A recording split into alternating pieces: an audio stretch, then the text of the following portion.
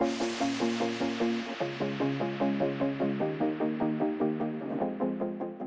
salut tout le monde, bon dimanche, j'espère que vous allez bien. De retour pour une préparation hebdomadaire encore une fois cette semaine.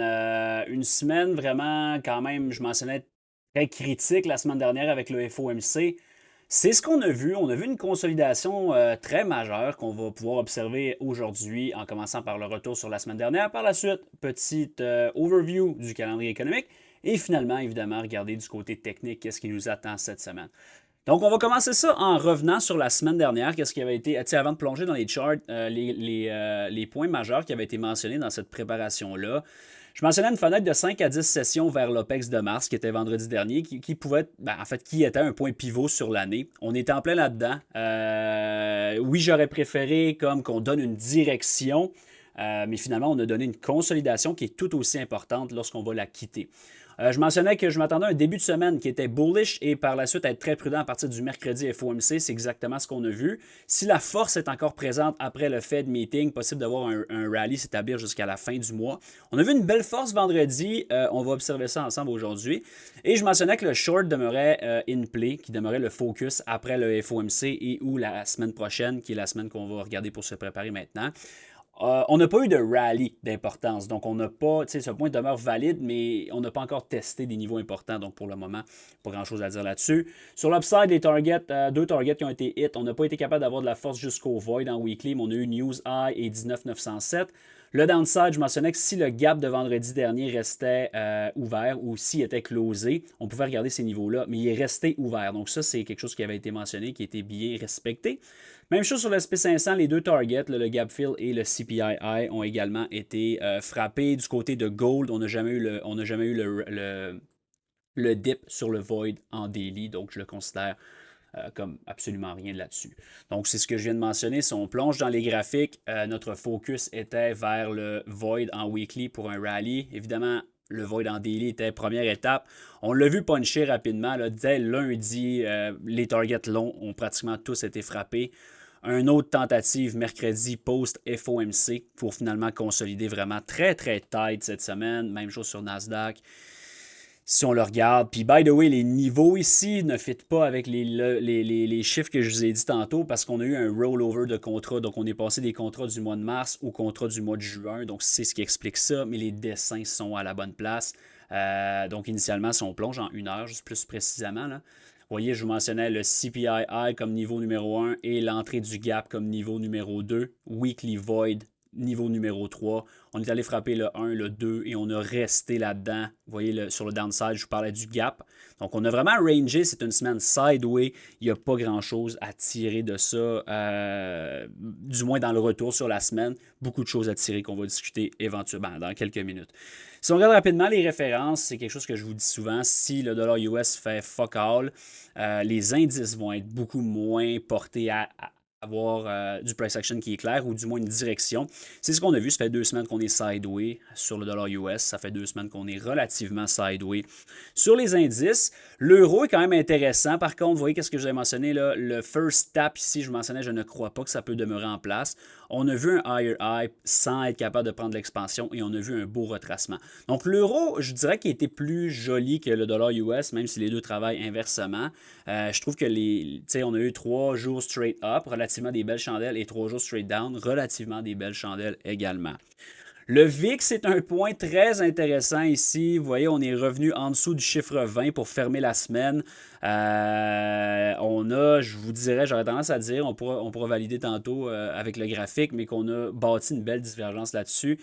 La volatilité sur le upside, je vous mentionnais, ce n'est pas comme on a vu dans le passé, comme du moins à court terme, là, des gros spikes où ce que la volatilité prend de l'expansion et que le downside est agressif. C'était plutôt une descente en escalier, une descente contrôlée. C'est ce qu'on a vu. Le VIX a reflété ça. Et maintenant, durant une consolidation, qu'on est encore très proche des lows, le VIX s'est fait complètement crush et compressé. Donc, ça va être très intéressant de surveiller la suite là-dessus. Mais juste, je vous lâche un hint comme ça. J'aime pas comparer des charts, vous le savez, mais j'aime comparer des contextes et ce mouvement-là sur le VIX m'a fait beaucoup penser à 2022, personnellement. Je lance ça comme ça ne veut pas dire que c'est ce qui va arriver, mais d'un point de vue comment il travaille, comment que la volatilité travaille, c'est très, très, très similaire. Voilà pour le petit retour sur la semaine passée. Si on commence maintenant par regarder du côté du calendrier économique pour la semaine qui nous attend, parce qu'honnêtement, c'est un très beau calendrier économique, probablement des plus beaux là, depuis un bon moment. Qu'est-ce que ça veut dire? Ça veut dire qu'on a plusieurs nouvelles d'importance, mais sans aller dans l'extrême avec le CPI, FOMC ou Non-Farm Payroll. Donc, on a des PMI dès lundi. On va avoir également des Fed speakers, là, étant donné que le Fed meeting est derrière nous. Les membres de la Fed vont pouvoir recommencer à parler. Donc, des PMI 9h45. Fed Speaker 13h45, Power Hour avec Barr qui va parler. Sinon, mardi, on a également Fed Speaker, Consumer Confidence, qui est une nouvelle que j'aime bien, New Home Sales, Fed Speaker en après-midi. Mercredi, on a Core Durable Goods Order qui est très intéressant également. Donc, belle volatilité à prévoir en pre-market, Fed Speaker en après-midi. Jeudi, Jobless Claim, mais également le GDP, donc deux nouvelles quand même assez importantes. Et on finit ça vendredi avec la nouvelle économique la plus importante de la semaine, qui est le Core PCE. Donc, un chiffre d'inflation pivot, encore plus important que le CPI d'un point de vue de la Fed ou des autorités qui regardent vraiment ça de près. Oui, la volatilité est parfois moindre qu'un CPI en tant que tel, mais ce chiffre-là est très important, suivi d'une Michigan Consumer Sentiment à 10 heures. Donc vendredi, dépendamment de où on se situe dans la semaine, si exemple les targets ne sont pas frappés, je pense vraiment qu'on peut voir une expansion vendredi pour terminer les objectifs. Donc je lance ça comme ça, mais j'aime beaucoup la semaine qu'on a cette semaine d'un point de vue calendrier économique. Si on regarde maintenant du côté technique pour se préparer à cette semaine-là, quelque chose qu'il faut bien noter, évidemment, c'est le quad OPEX de mars. On a finalement arrivé à ce moment-là. Je vous ai dit, je le dis depuis comme février, le quad OPEX de mars va être un point de pivot et on est en plein dedans. La semaine passée, je vous ai dit, OK, on a le V-Expiration, puis finalement, le High of the Week a été formé quand? A été formé mardi, en fait, mercredi sur le FOMC, mais on a quand même vu un non-désir de vouloir aller plus haut à partir de mardi rapidement sur les indices qui concordait avec le V-Expiration et la fameuse fenêtre là qu'on approche de l'OPEX, donc les flots diminuent à partir du mardi-mercredi vers cette semaine qui techniquement est une belle fenêtre. J'ajoute un autre point, comme j'ai mentionné précédemment, c'est un quad OPEX, donc on pourrait quand même voir un certain support jusqu'à la fin du mois, ce ne serait pas impossible de voir ça, et c'est ce qu'on va regarder pour framer notre semaine, mais encore une fois, la semaine passée, je vous mentionnais une fenêtre de 5 à 10 sessions à partir du mercredi pour vraiment avoir une bonne idée de qu'est-ce qu'on va faire post-OPEX. Ben, on est encore là-dedans. Je ne suis pas prêt à mettre vraiment mon point tranché sur une direction. On a encore besoin de valider certains éléments et le graphique doit nous parler encore un petit peu. On va commencer premièrement par regarder la monthly chart parce que on arrive. C'est la dernière semaine du mois de mars, donc le close en monthly va être très important pour moi et évidemment le début de la semaine prochaine également.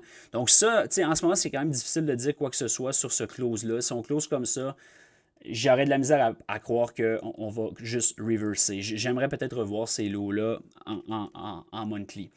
Sur la weekly chart, le focus demeure assez simple. On a encore le même élément que la semaine passée, c'est-à-dire le void en weekly. Donc, cette zone-là ici est vraiment ma référence pour la suite. Comme j'ai dit la semaine passée, au final, on n'a rien fait. On a juste créé une liquidité qui est interne, si je peux dire ça comme ça, c'est-à-dire qu'à l'intérieur de la semaine, vous voyez, on a ouvert au low et on a créé un high. On l'a pris initialement pour revenir chatouiller le low, mais on a littéralement 1, 2, 3, 4, 5 sessions à l'intérieur d'un range de pratiquement 125 points, 2%. Une des raisons pour laquelle la semaine dernière, ça a été relativement complexe, c'est principalement parce qu'on a créé un range et on l'a frappé up-down au complet pratiquement à chaque jour. Vous voyez là, lundi, on a créé le range de 2%. Mardi, on est venu chatouiller le high, chatouiller le low. Mercredi, breaker le high, chatouiller le low.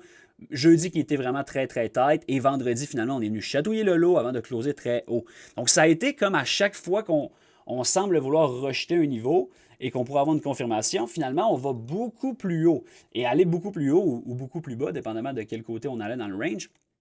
Généralement, mettons, tu vois ce move-là, OK, on le reject, on va aller plus bas. Mais non, finalement, on revient en bas. OK, on n'a pas d'idée d'aller plus bas, on prend un high. OK, là, on va prendre l'expansion. Et non, on est revenu en bas. Donc, ça a été vraiment un range testé complètement et ça a créé quelque chose d'assez solide qui va vraiment mettre la table pour cette semaine, à mon avis.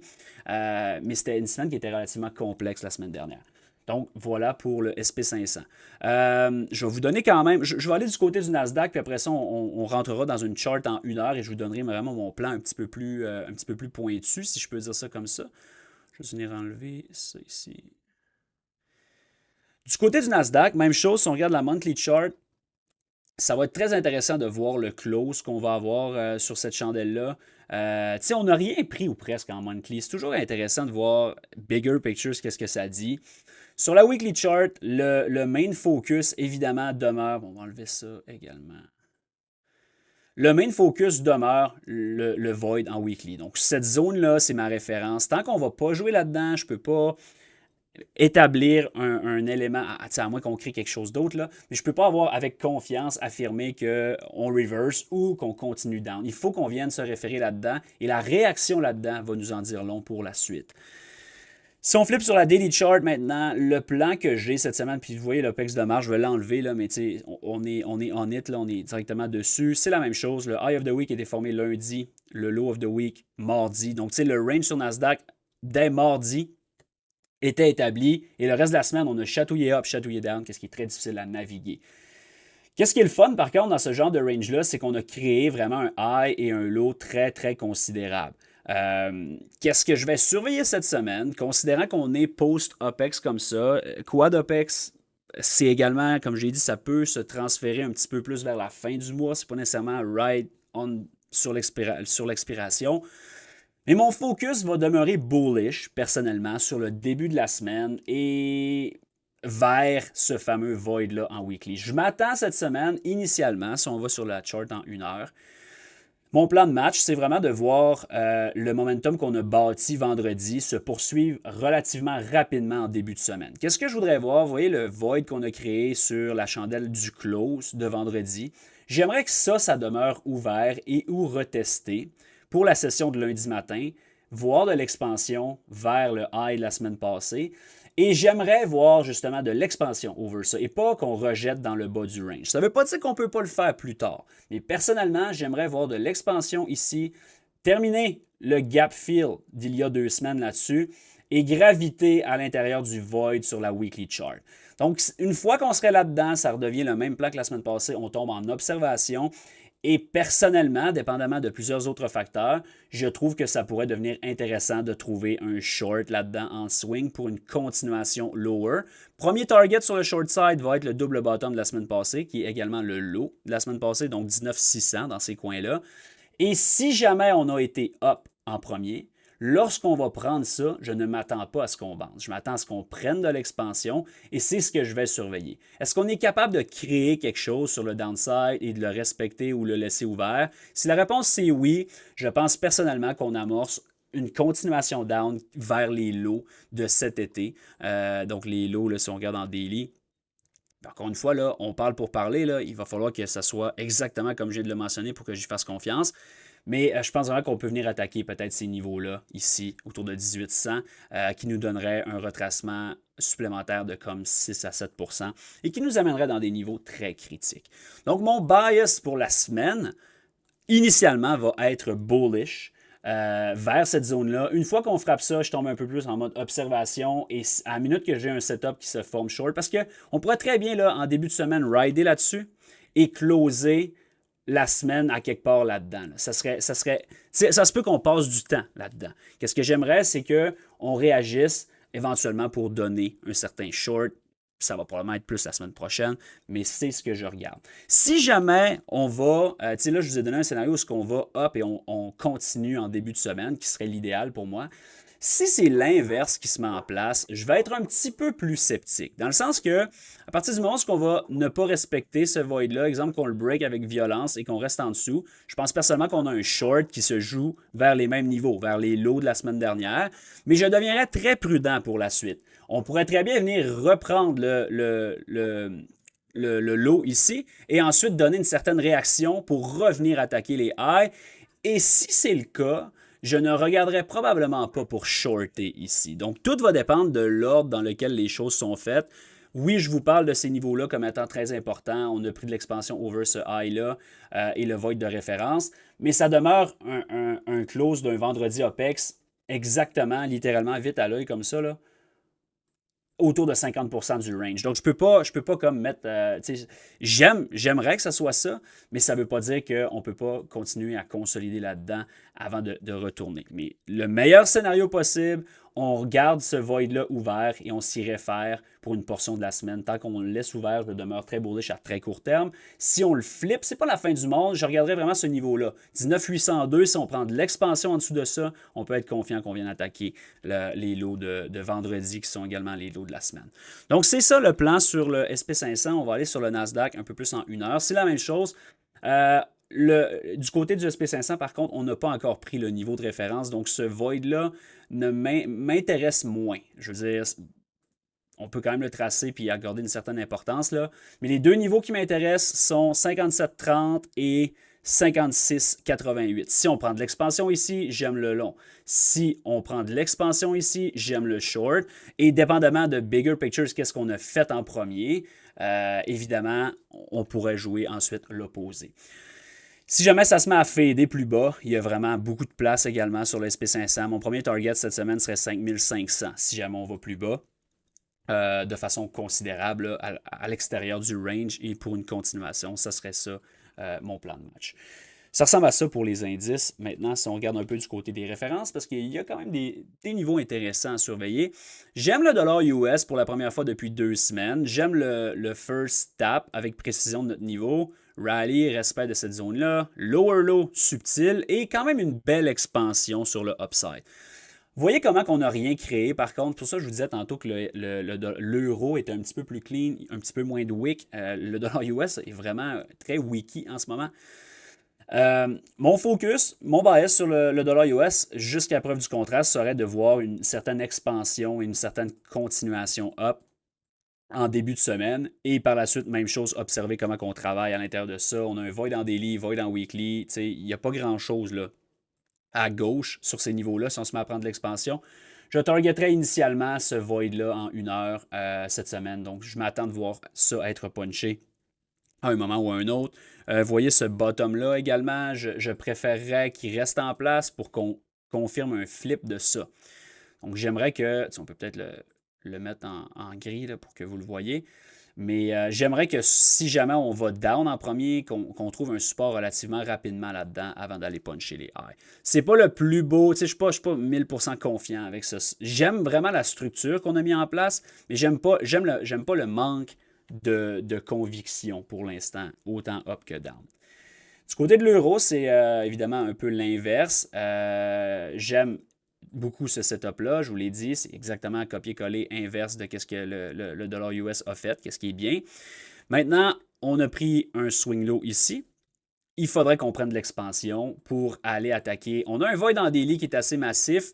On a également cette référence-là qui est très importante. Donc, on pourrait toujours voir un retracement à l'intérieur de ce void-là, autour de 50% en daily, avant de prendre une autre décision, là, dépendamment de ce qu'on veut faire. Mais j'aime la structure qui est en place pour une certaine continuation de ce retracement-là. Si jamais, encore une fois, on a genre fucké un peu les deux côtés, le low ici prend de l'expansion, ben à ce moment-là, les mêmes targets demeurent en place et le dollar US a beaucoup de... On est un point pivot autant sur les indices que sur les références. Rappelez-vous juste de zoomer out. Si vous regardez la weekly chart, on avait initialement un genre de breakout ici up qui était un fake out. Donc, on a retracé complètement. Mais là, est-ce que ça devient... ça devient ton fake out et là, tu as un vrai move. Si c'est le cas, ça va être très majeur comme mouvement, là. Donc, tu sais, c'est vraiment bigger pictures, monthly, weekly chart deviennent vraiment juicy en ce moment. Regardez la weekly chart, là, on est à l'intérieur de ce void-là. Reste à voir si on est capable d'aller chercher peut-être un petit peu plus bas, consolider là-dedans ou prendre de l'expansion. Mais étant donné que le mouvement était très violent sur l'upside, même si on demeure dans un retracement et dans une consolidation, je pense qu'on peut avoir des beaux mouvements quand même si ça soit une consolidation / pullback ou juste un reversal complet. Dans les deux cas, ça va donner quand même un price action qui pourrait être intéressant. Coup d'œil du côté du VIX. Qu'est-ce que je veux dire? Puis on va le regarder ensemble. Si on met IS ici, sur la daily chart, et qu'on met le VIX ici. Si on regarde pour le fun, le lot du 27 février, OK? Ben en fait, on va faire un vrai exemple. Le lot, mettons, du 3 mars. OK, regardez le high du 3 mars ici.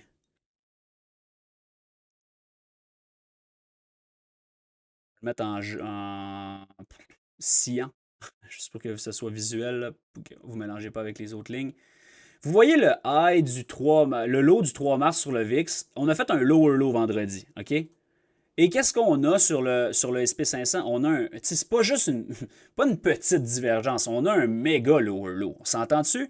Donc ça c'est pas nécessairement inquiétant, mais c'est intéressant parce que si vous avez des protections avec des calls sur le VIX en ce moment, vous vous faites rincer les bottines parce que ton VIX est revenu au niveau qu'il était le 3 mars, mais le SP500 est en ce moment 6% plus bas. Donc, vous voyez la divergence qui est majeure en ce moment avec la volatilité qui ne se réalise pas vraiment pendant ce retracement-là. Ça veut dire quoi? Ça veut dire qu'on était préparé. Et il n'y a pas de surprise. La volatilité se réalise pas parce qu'il n'y a pas d'énorme demande ou il n'y a pas de grosse volatilité sur le downside. Honnêtement, c'est pas compliqué de le voir visuellement. Là. Si tu fais juste regarder le down move, on n'a pratiquement rien créé sur le downside. Et ça me fait penser à quoi? Ça me fait penser beaucoup à 2022. Le fameux bear market de 2022, rappelez-vous, ceux qui ont... tapez-le sur Google. Hedge Fund, volatilité 2022, vous allez voir, il y en a une panoplie qui ont fait faillite, qui ont dû former boutique parce que ces gens-là étaient protégés avec majoritairement long volatilité pendant que le marché dropait. Mais la volatilité ne se réalisait pas. Donc, ils perdaient de l'argent sur le downside des indices, sur le bear market down, et ils perdaient de l'argent sur leur hedge parce que leur hedge ne réalisait pas le profit qui perdait sur les indices. Donc, c'est vraiment très intéressant de voir ça. C'est un environnement qui est complètement différent de ce qu'on a vu il y a de ça 10 ans, par exemple, entre autres dû à tous les produits dérivés qui sont maintenant disponibles, les Zero DTE qui sont au quotidien. C'est quelque chose de nouveau relativement dans le marché et ça a un gros impact sur la volatilité et sur le VIX. Donc, gardez ça à l'œil parce que c'est sûr que si la volatilité continue à se faire crush, ça va favoriser un certain rallye. Par contre, la divergence en ce moment est très marquée et si jamais, avec la fenêtre qu'on a, ça veut se porter un peu plus vers un événement comme 2022 où ce qu'on a VIX down en escalier, indice down en escalier et à tout bout de champ, on a comme un certain spike, un mini rally sur un mini accélération sur le downside et par la suite, on continue à crusher. Ben, c'est pas ce que tu veux. C'est pas le plus fun à trader, disons-le comme ça, mais il faut que tu en sois conscient. Parce qu'en ce moment, le VIX est back en dessous de 20, alors que les indices n'ont pas vraiment donné oui, on a supporté le prix, un peu comme on anticipait au moment qu'on l'anticipait. Mais on ne peut pas parler de reversal en ce moment. Alors que si je regarde le VIX, je suis comme, hey, OK, la volatilité est derrière nous, puis on se retourne plus haut.